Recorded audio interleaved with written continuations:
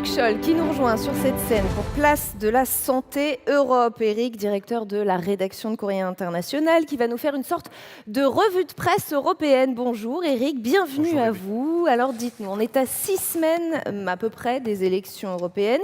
Est-ce que le thème de la santé fait les gros titres chez nos voisins ? Alors, les gros titres, ça serait peut-être beaucoup dire, mais les sujets de santé, en tout cas, sont très présents et ils recoupent souvent d'ailleurs des questions que l'on se pose ici en France.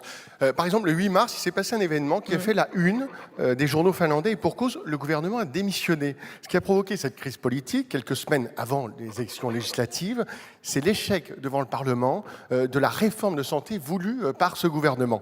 Le grand quotidien finlandais Helsingin Sanomat rapporte les propos du Premier ministre centriste qui fait part de sa grande déception, mais explique-t-il, je n'ai pas eu d'autre choix que de démissionner. Alors c'est vrai, cette réforme dont on parlait depuis très longtemps, Helsinki, est un casse-tête insoluble, son objectif étant de freiner les dépenses de santé afin de pouvoir faire face au vieillissement de la population. Mais pas touche à notre protection sociale, c'est ce qu'ont dit les Finlandais à travers leurs députés. Si je vous parle de ce pays, c'est parce qu'il est d'une certaine façon en avance sur le reste de l'Union européenne. La population finlandaise, 5,5 millions d'habitants, vieillit très vite, nous dit le Financial Times, pratiquement aussi vite qu'au Japon. Le journal poursuit, ça doit nous servir d'avertissement. La leçon finlandaise nous montre bien que si nous voulons rendre pérennes nos systèmes de soins et ceux aussi de santé pour les plus âgés, eh bien cela nécessitera des choix politiques que peu de gouvernements sont prêts aujourd'hui à faire. Bon, alors tout cela n'est pas très optimiste. En revanche, quand on regarde la santé des Européens aujourd'hui, elle est plutôt bonne. Oui, et les habitants de l'Union européenne, on peut dire, se portent bien. En tout cas, si on prend le classement que vient de publier le site d'information Bloomberg, qui compare 169 pays dans le monde, eh bien, parmi les 20 premiers, on en trouve 10 dans l'Union européenne.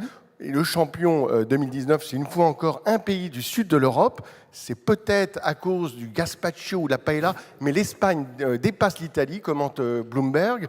Alors pour essayer de comprendre, le journal El País est allé interroger Alba Santaliestria, qui est la présidente de l'association des diététiciens nutritionnistes d'Aragon. Et selon cet Espagnol, le régime méditerranéen est en train de se perdre. Mais en revanche, l'Espagne dispose d'un vrai atout. Et je la cite, « Nous avons un très bon service de soins primaires spécialisés et si nos politiques de santé étaient d'ailleurs davantage axées sur la prévention, l'indice de l'Espagne serait encore meilleur dans ce classement. » Éric, est-ce que les États européens sont prêts à une politique commune en matière de santé ? Comme vous le savez, la plupart des domaines de santé restent sous le contrôle des gouvernements nationaux. Et quand l'Union européenne tente de peser davantage, les pays rechignent car ils ne veulent pas qu'on leur dise ce qu'ils doivent faire, ce que nous dit en tout cas le site d'information Politico. Mais ça ne veut pas dire que Bruxelles est totalement impuissante en la matière. D'autant plus, nous dit Politico, que les citoyens européens sont favorables à 70% à une plus grande implication de l'Union sur ces questions de santé. Et le journaliste de Politico nous prévient, la prochaine fournée de responsables politiques qui prendra très bientôt les manettes à Bruxelles devra faire en sorte de ne pas décevoir ses citoyens. Et pourtant, on le sait, la tâche est compliquée, que ce soit l'évaluation des médicaments, l'harmonisation des programmes de vaccination ou encore la réglementation commune des équipements médicaux. Les sujets sur la table de Bruxelles progressent tout doucement, nous explique ce site Politico. Et évidemment, on va en parler avec les candidats dans un instant. Il y a pourtant des idées pour faire avancer cette Europe de la santé. Et Politico, justement, a été demandé à des spécialistes comment on pourrait bâtir cette Europe de la santé.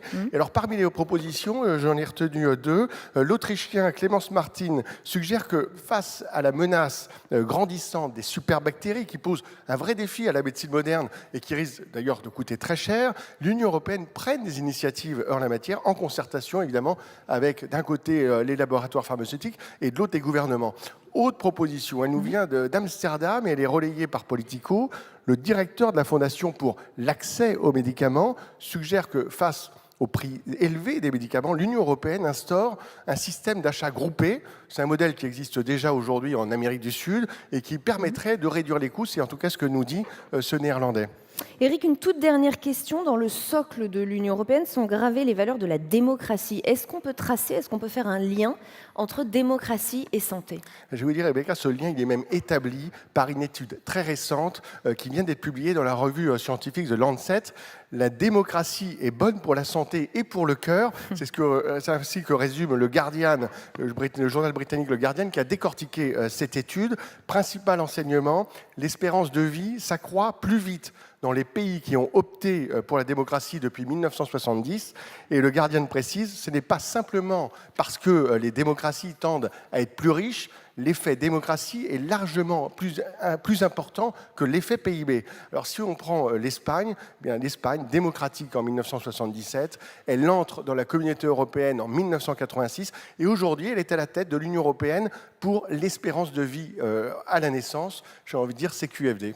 Un bel enseignement. Merci infiniment, Éric Scholl, d'être venu sur le plateau de Place de la Santé Europe sur Public Sénat. Merci beaucoup.